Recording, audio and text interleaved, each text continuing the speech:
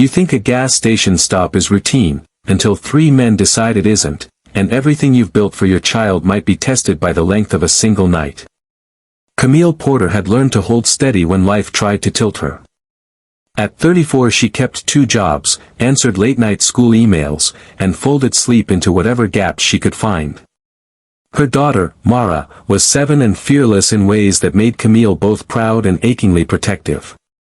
Mara's laugh was the small, stubborn thing that kept her moving when rent was due and the dishwasher needed fixing and the car needed gas.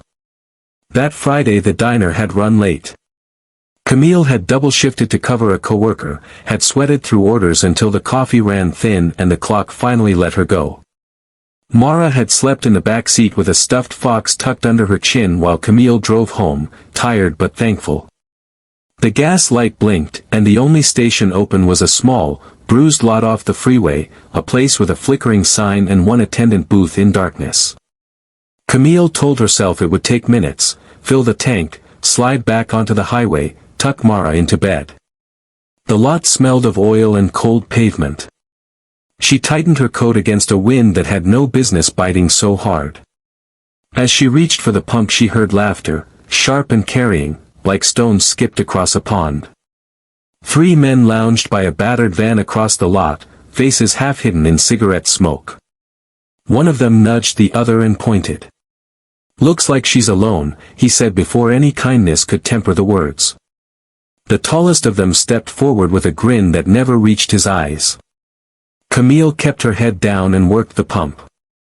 She had handled crude customers before, men who mistook friendliness for invitation. This felt different, closer, sharper. The man's shadow fell across the pump like a threat. "Hey there, sweetheart," he called, the word made small and oily. "You need help?" Camille's chest tightened. She forced a smile that was all business.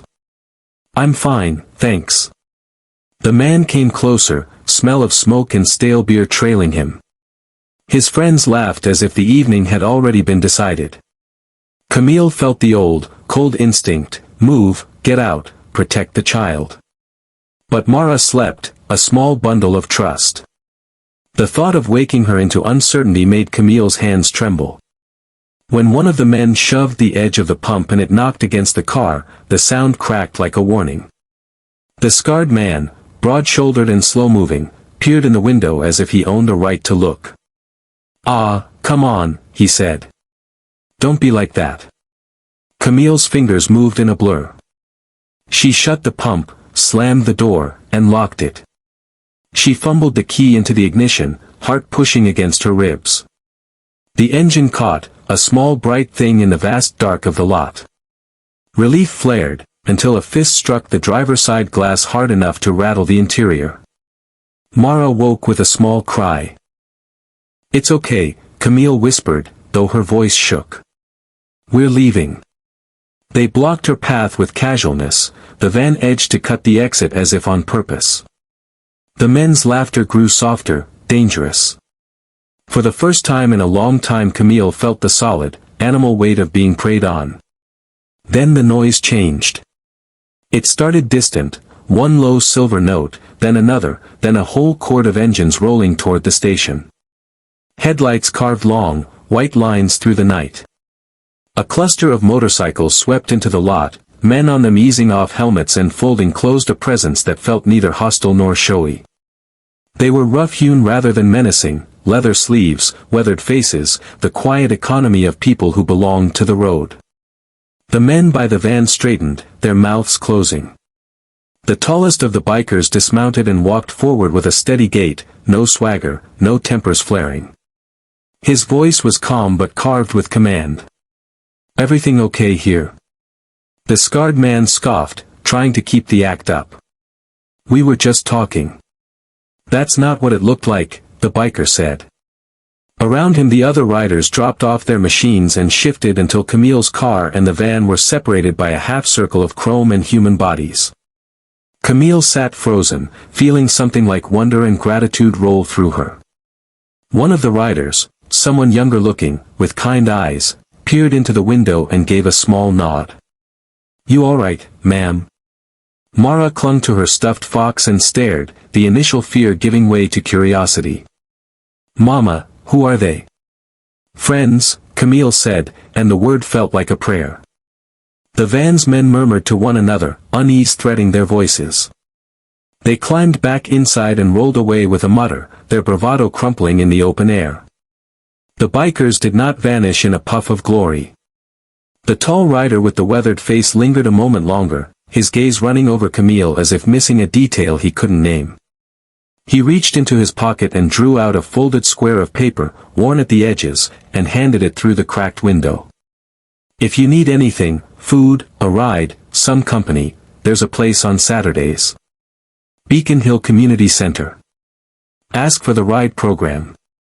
Camille took the paper as if it were an anchor. Why are you stopping for us?" she asked, suddenly needing to know more than safety required. He shrugged, as if the answer should be obvious. "We look out for folks who don't have enough hands in their corners." His voice was simple but full of a history that the night couldn't hold. "Take care, okay?" The engines started one by one, a rolling exhale. As the group threaded back onto the highway, the leader's helmet tucked under his arm, Camille noticed the way his eyes softened when he watched Mara. Something like recognition had passed with him, no name revealed, only a look that felt like something unfinished. Camille sat in the car a long time after they left, paper folded inside her palm, Mara's small fingers warm against her own. The station returned to its hush. She breathed out, slow and steady, holding the memory of chrome and leather like a talisman. The night had carved a new line into her, an odd mix of vulnerability and a fragile, budding hope that somewhere, in the places she'd never expected, there were people who might stand for you when you needed them most. She drove home with the radio low, Mara's breathing settling, the paper in her pocket like an invitation and a promise. The leader's look echoed, a recognition that had felt almost like meeting an old debt of kindness. Camille didn't know who he was or why his eyes had hesitated, but somewhere in the hush of her kitchen later that night, the folded paper on the counter would become the first small answer to a larger question she'd been carrying for years: what community might look like, when someone finally chose to show up.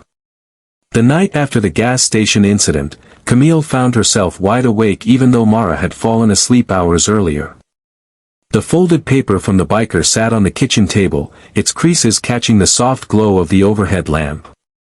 She kept glancing at it, as though it might change, as though it might explain why strangers would choose to shield her when the world had left her so often to fend for herself. She ran her thumb across the handwriting, Beacon Hill Community Center, Saturday.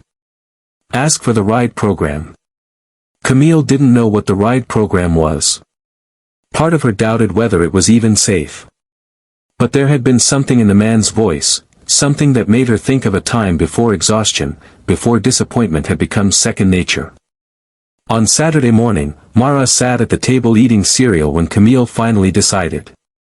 "How about we go see something today?" she asked lightly. Mara's eyes lit up. "Where?" Camille hesitated. "A place where, maybe we'll meet some new friends." The drive to the community center was quiet.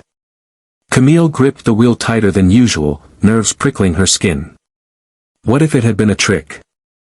What if the men she trusted in that moment were nothing more than a passing illusion of safety? She almost turned back twice. But when they pulled into the parking lot, what she saw disarmed her fears. Rows of motorcycles lined one side of the lot, polished and gleaming in the sun. But scattered among them were families, children running with balloons, mothers carrying plates of food, older men and women chatting easily at picnic tables.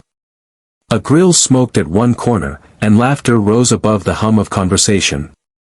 Mara pressed her face to the window. "Mama, it looks like a party." Camille managed a small smile. "It does." They stepped out, and almost instantly Camille recognized him. The tall biker with the weathered face stood near the grill, tongs in hand, laughing at something another rider had said. His presence didn't feel intimidating here, instead, it felt rooted, like he belonged. When he spotted Camille and Mara, his expression shifted. The laughter softened into something warmer, and he walked over. "You came," he said simply. Camille nodded. I wasn't sure if I should. You should, he said firmly, then crouched a little so he was at Mara's eye level. And this must be the brave one. Mara giggled shyly, clutching her fox. I'm Mara. I'm Jack, he said, extending a rough but steady hand. Nice to meet you, Mara. For Camille, hearing his name anchored him in reality. Jack. No longer just a shadow who had appeared in the night. He stood, looking back at her with that same steadiness from the gas station. This is a safe place. Food, company, some music later. Stay as long as you want. At first Camille hung back, unsure how she fit into this world of patched jackets and roaring engines. But as the afternoon stretched, she found herself easing. A woman with a toddler handed her a plate of food and struck up a conversation about school supplies. Mara joined a group of kids playing tag. And everywhere she looked, the bikers she had once thought of as dangerous were helping, carrying chairs, serving food, laughing with the children. At one point Jack sat beside her on a picnic bench, the sun laying a golden line across his face. You were scared that night, he said softly, not as a question but as a recognition. Yes, Camille admitted. I thought it might be the end of something I've worked so hard to protect. Jack nodded slowly. I know what that feels like. I've seen it too many times. That's why we do this. Because people like you shouldn't have to fight alone. Camille looked at him, her throat tight. Why? Why care about strangers? His eyes drifted to the children chasing each other across the grass. Because once, someone cared for me when I didn't deserve it. If we stop passing that forward, then the world just gets darker. The word struck deeper than Camille expected. She swallowed against the lump in her throat. Thank you, she whispered. As the sun dipped and the crowd thinned, Mara refused to leave without hugging Jack, her small arms wrapping tightly around his waist. For a man who looked carved from the road itself, Jack froze in surprise before gently resting a hand on her shoulder. Driving home, Camille felt something she hadn't in a long time, the weight of fear lifting, replaced by the tentative roots of belonging. The folded paper no longer sat on the counter alone, it now carried faces, laughter, and a name that promised protection. That night, as Mara fell asleep smiling, Camille whispered to herself, maybe we're not as alone as I thought. For the first time in years, she believed it. Sometimes the people we fear at first glance are the ones who will show up when no one else does. Camille's story reminds us that courage isn't always about fighting alone, it's about accepting help when it arrives in unexpected ways. Those bikers didn't just chase away trouble, they reminded a single mother that kindness and protection can come from the unlikeliest places. So if life ever makes you feel cornered, remember this, there are still people out there willing to stand for you, even when you least expect it. And sometimes, a simple act of bravery, whether offering help or accepting it, can change someone's story forever.